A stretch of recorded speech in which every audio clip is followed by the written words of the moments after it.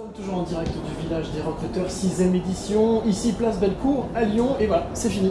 Pour la 6e édition, je suis avec Antoine Talis, fondateur de l'agence Aglaé et du village des recruteurs. Alors Antoine, le bilan de cette 6e édition? Bel bilan, il y a plein de choses à dire sur ce bilan. Ouais. Le bilan, 6e édition, on avait une édition virtuelle l'année dernière, donc on va comparer éventuellement avec 2019. Tout à fait, il y a 2 ans. Voilà. Le bilan, on avait énormément d'entreprises participantes, c'est-à-dire qu'on a eu plus de 115, 116 stands, répartis sur 2 jours, dont 80% d'entreprises. Et par rapport à donc on a fait une augmentation par rapport à 2019, clairement. Je crois d'ailleurs que vous avez été obligé de refuser des entreprises. Ouais, pour nous c'est épatant, c'est-à-dire qu'on a été obligé de refuser 25 entreprises. Et qu'est-ce qui peut expliquer le fait qu'il y ait justement autant d'entreprises? Alors, nous on l'explique par plusieurs raisons. Déjà, il y a le niveau des entreprises qui recrutent habituellement. D'accord. Donc on avait déjà 110 entreprises l'année dernière ou 105 entreprises l'année dernière. Et puis après, il y a un effet post-Covid qui fait que toutes les entreprises ont entre guillemets été mises en stand-by en fait, pendant 1 an. Et puis là aujourd'hui, elles rebondissent avec toutes les aides qu'il y a pu y avoir. Et aujourd'hui, tout le monde recrute. C'est-à-dire qu'on a des entreprises, par exemple, on est en contact avec elles depuis 5 ans, on les avait jamais vues.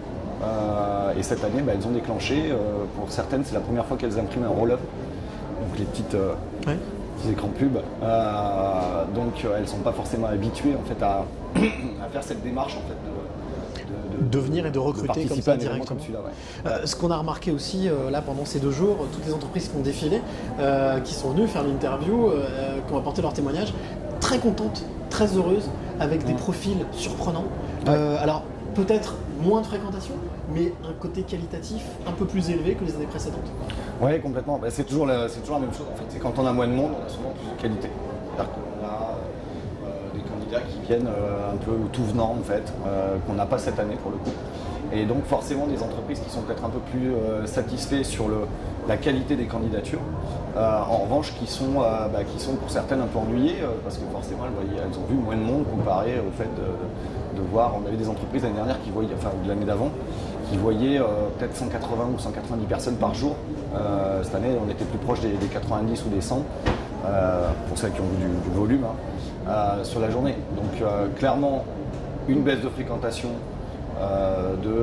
aujourd'hui. Enfin, on a regardé un petit peu les compteurs parce que c'est facile, on avait pas sanitaire. Oui. Donc on a dépassé de peu les 4000 visiteurs quand on avait 9000 quand même sur 2019. Donc ça fait quand même une sacrée chute. Voilà. Mais après, moi, ce que je regarde, c'est le sourire des entreprises ou pas. La satisfaction, bien sûr. La satisfaction des entreprises ou pas. Et celle des candidats, parce que derrière, il faut aussi que les candidats soient satisfaits. C'est quand même le but de la manœuvre. Et là, pour le coup, on est plutôt content. Avec une grosse majorité d'entreprises qui sont venues avec une volonté de savoir-être. Voilà, ça, c'est aussi un ça grand revient toujours aujourd'hui. Si on mise tout sur les compétences, clairement, on n'est pas rentré. Et on sait de quoi on parle, parce que chez Aglaé, on recrute aussi. Donc on ne recrute pas que sur les compétences, on recrute effectivement sur un savoir-être, et sur des qualités personnelles. Donc ça, les entreprises ouvrent encore plus leur chakra qu'avant. Alors, avant de parler des projets à venir pour l'agence Aglaé, peut-être un mot sur les partenaires de cette année, qui sont donc la MMI. Oui, parce qu'après, il y a aussi... Alors, on en revient à cette baisse de fréquentation, parce que c'est pas un manque de communication, ou c'est pas un manque d'implication des partenaires. Clairement, la métropole, on travaille avec elle depuis 6 ans, donc on est rodé. Pôle emploi, la mission locale, la MMIE, pareil, tout le monde est impliqué en fait dans cette opération, et c'est ça qui fait que généralement ça marche, et ce qui fait que ça marche aussi en termes de qualité et d'adéquation des candidatures. Voilà, donc je tiens à les remercier pour le coup. On a pu faire un petit tour tout à l'heure avec Emeline Baum, la vice-présidente de la métropole de Lyon. Et pour le coup, je pense qu'on va retravailler aussi ensemble, peut-être approfondir aussi certaines actions qui ont bien marché.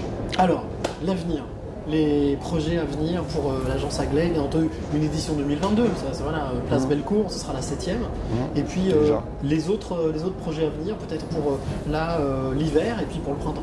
Alors, les projets à venir pour l'hiver, au niveau du village des recruteurs, on va travailler sur l'agenda 2022.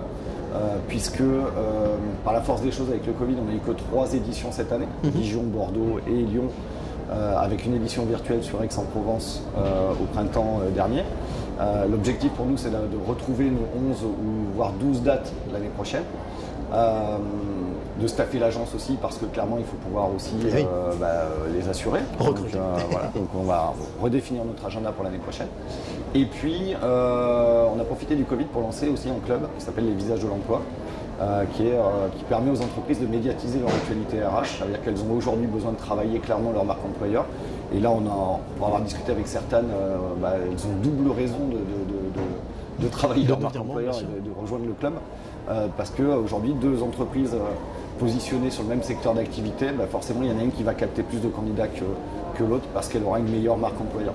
Voilà. Donc, les Visages de l'Emploi, on appelait ça un club média RH en fait, qu'on développe avec nos partenaires que sont Radio Scoop, BFM, Lyon Première et Lyon Entreprise.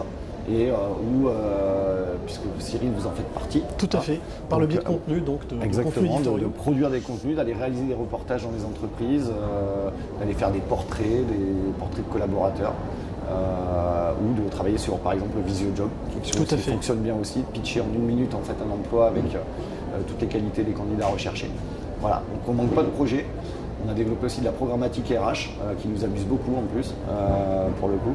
Donc c'est quelque chose qu'on va développer. Et puis on a aussi une structure qu'on a montée pendant le Covid qui s'appelle Digital Events, qui permet de réaliser des événements digitaux parce que, évidemment, moi je crois au présentiel. J'ai monté le village de recruteurs en 2015 et pour le coup, le succès de l'opération, il est clair et net, même si on a un recul cette année par rapport à la conjoncture du marché. Et on n'a pas parlé du pass sanitaire, mais qui peut s'expliquer aussi pour certains profils. L'événement digital, on y croit aussi. Donc c'est quelque chose qu'on va développer aussi sur l'année à venir. Ça fait beaucoup de projets, beaucoup de choses. Qu'est-ce qu'on peut souhaiter? Il n'y a pas de quoi s'ennuyer. On peut souhaiter la santé pour pouvoir les réaliser, ça sera déjà pas mal. La santé pour tout le monde. Et puis surtout, n'hésitez pas, vous qui nous regardez, je crois qu'il y a des postes justement chez Aglaé aussi. Chez Aglaé, 3 postes de commerciaux sédentaires, donc déclinés sur un CDI, un temps partiel et une alternance. Voilà, donc n'hésitez pas, vous qui nous regardez, le village des recruteurs 6e édition 2021, c'est terminé. Vous pouvez retrouver toutes les interviews et toutes les informations sur le villagesdesrecruteurs.com. Et quant à nous, on se retrouve certainement l'année prochaine. Et très bientôt pendant l'hiver. Nous.